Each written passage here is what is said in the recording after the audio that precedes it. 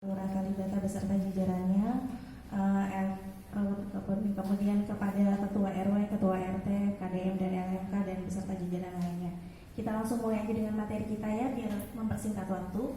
Nah, di sini kita mau menjelaskan tentang yang coronavirus atau yang kita sebut sekarang penyakit COVID-19, COVID-19. Next. Nah, di sini sudah pada tahu ya, sudah sering sekali disosialisasikan dan pasti Bapak Ibu sudah sering mendengar. Di sini ada ini merupakan virus baru dari famili coronavirus. Coronavirus ini banyak jenisnya, ada yang alpha coronavirus, beta coronavirus, delta, gamma, dan baru ditemukan di sini adalah yang jenis baru diidentifikasi jenis baru yaitu novel coronavirus 2019.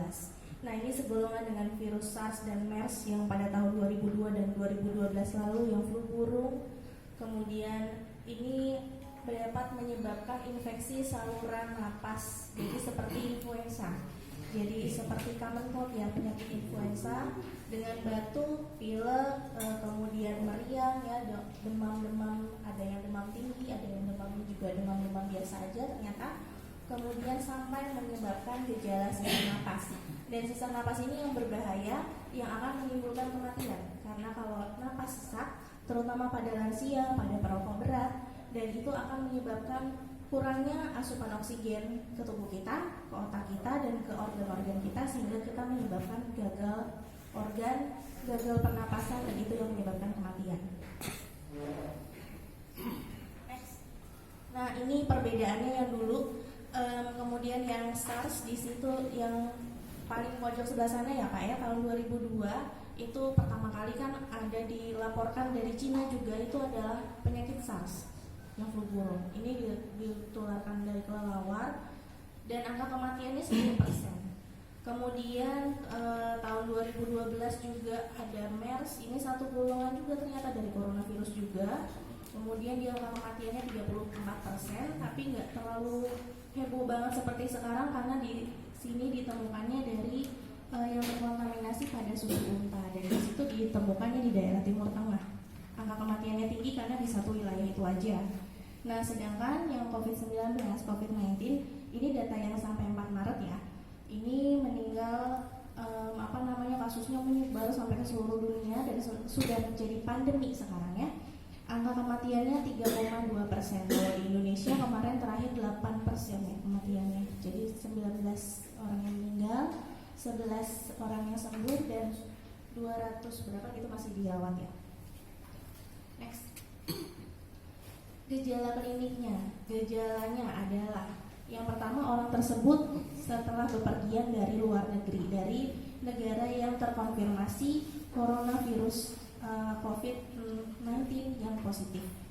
Kemudian dia pulang dari sana ada gangguan pernapasan, entah itu batuk ringan atau batuk-batuk berat, kemudian dia ada pilek atau misalnya ada demam gitu.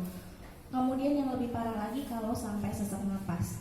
Nah, jika ada riwayat bepergian, kemudian ada salah satu gejala saja, itu harus kita pantau. Nanti seperti itu.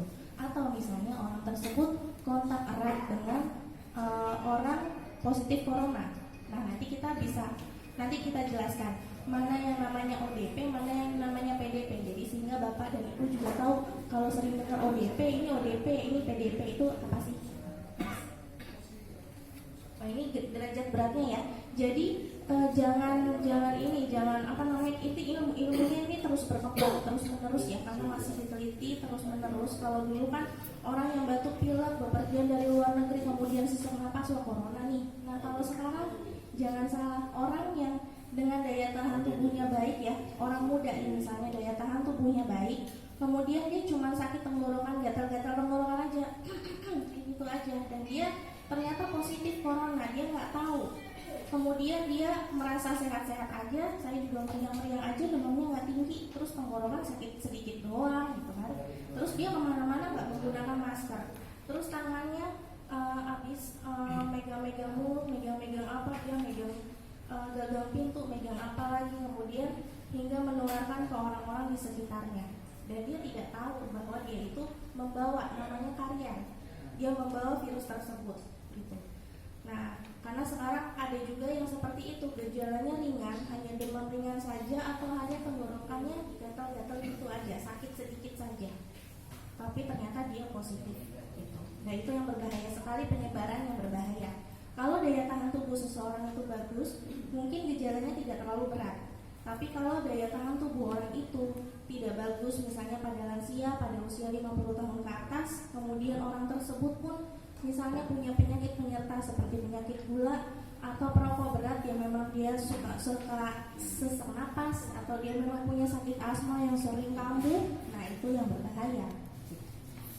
Nah ini bisa menyebabkan pneumonia yang sakit radang paru-paru, kemudian bisa menyebabkan gagal napas, kemudian sepsis. Sepsis ini infeksi ke seluruh organ, kemudian seluruh darahnya isinya adalah kuman semua, dan sampai menyebabkan shock septic. Dan shock septic ini yang menyebabkan sampai gagal multi organ dan hingga meninggal.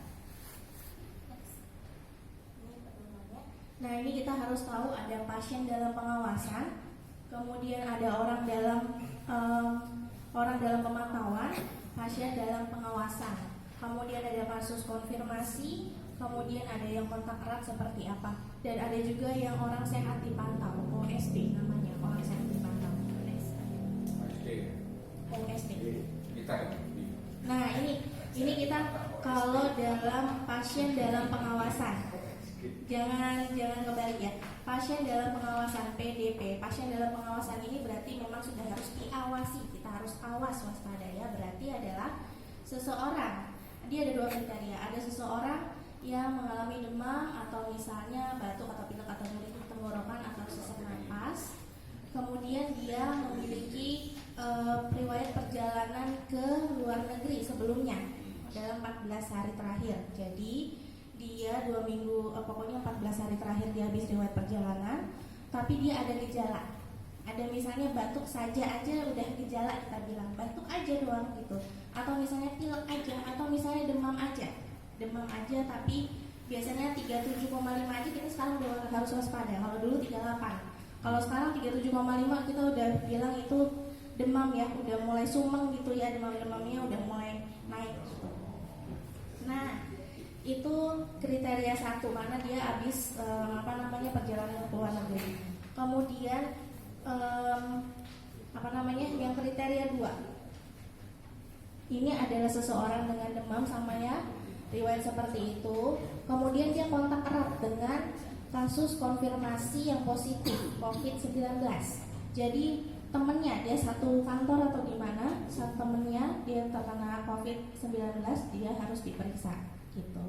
Jadi yang harus diperiksa itu jika ada keluhan batuk pileknya. Nah kalau yang ke luar negeri tadi ini ya di itu sedikit, dilihat sedikit. Kalau yang habis bepergian riwayat ke luar negeri, dia ada batuk pilek, kemudian dia ada sesak napas. Nah itu kita harus memeriksakan tenggorokannya.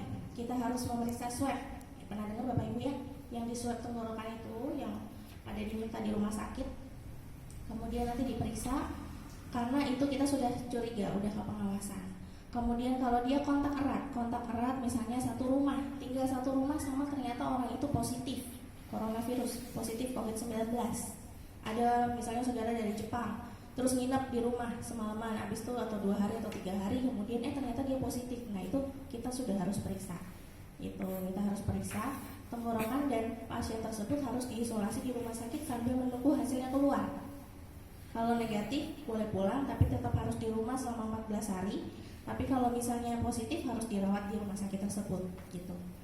Nah kemudian next.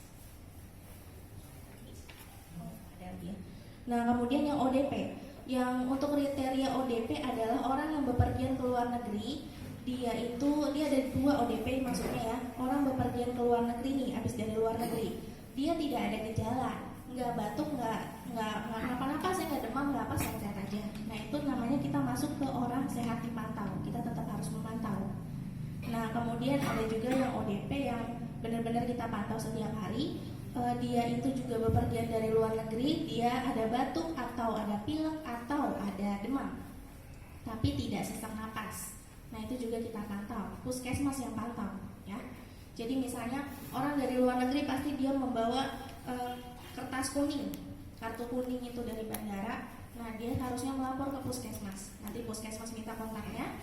Kemudian tiap hari puskesmas pada saat itu dia datang, kita punya petugas tim khusus sendiri nanti untuk menanyakan riwayatnya bagaimana, kemudian minta kontaknya, alamat lengkap-lengkap, kemudian kita periksa, kita pastikan orang tersebut adalah kita pantau, bukan diawasi yang harus ke rumah sakit, tapi hanya dipantau di rumah. Nah, kemudian nanti setiap hari selama 14 hari petugas kita akan menelepon orang tersebut. Kita menghindari untuk kontak langsung ya, jadi kita telepon. Kalau misalnya, kok saya tambah parah, kok saya sesak napas, baru kita datang ke sana. Jika memang sesak napas dan makin parah, kita akan bawa ke rumah sakit atau kita telepon 112 untuk segera kita swab, kita periksa. Begitu pertanyaannya.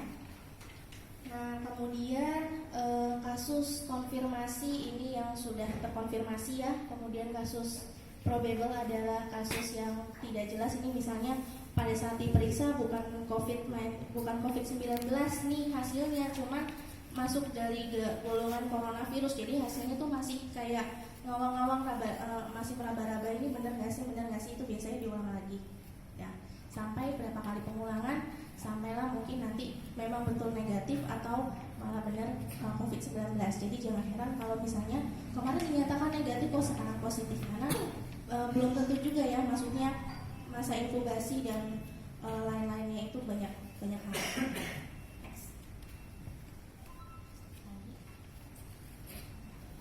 Kemudian ini yang kontak erat. Kontak erat ini misalnya ada yang risiko tinggi, misalnya habis berkunjung dari dari tadi luar negeri itu, kemudian orang itu kontak fisik, misalnya berjabat tangan gitu ya, atau dalam satu ruangan yang sempit dan agak lama.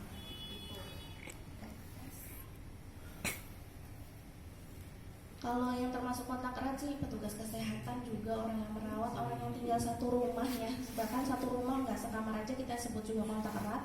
Kemudian tamu juga yang berada dalam ruangan dengan satu pasien juga bisa, dan orang yang bekerja sama dengan pasien, jadi hati-hati kalau di tempat kerja juga ya.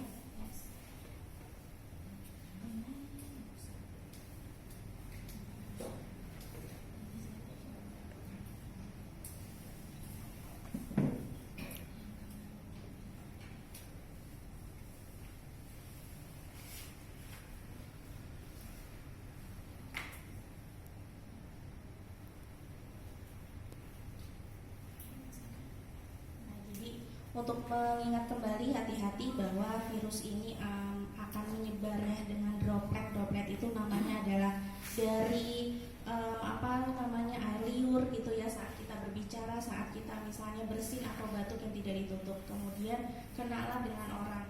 Makanya kita harus dijarakin, harus berjarak sekarang minimal 1 meter kalau misalnya di luar ya. Kemudian kalau misalnya ada orang batuk atau bersin atau misalnya kira-kira dia sakit, kita harus menjaga jarak. Kemudian orang tersebut harusnya menggunakan masker, jadi harusnya orang sakit yang menggunakan masker ya. Dan kemudian orang tersebut bisa aja kalau tidak menggunakan masker, habis batuk, habis bersin bisa nempel di mana-mana tangannya, di dalam pintu, entah di pegangan kereta, entah di mana, kemudian kita megang. Ya. Kita megang tidak sengaja, kemudian habis itu kita megang mata kita, megang anak kita yang lucu, kemudian atau saling tangan sama orang tua, dan itu bisa menjadi media penularan.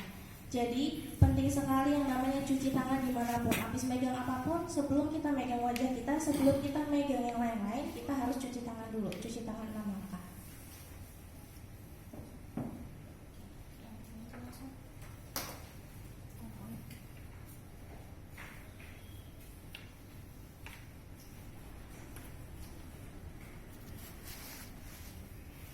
Dan ini adalah virusnya. Virusnya bisa bertahan berapa lama sih di tempat benda-benda kita itu?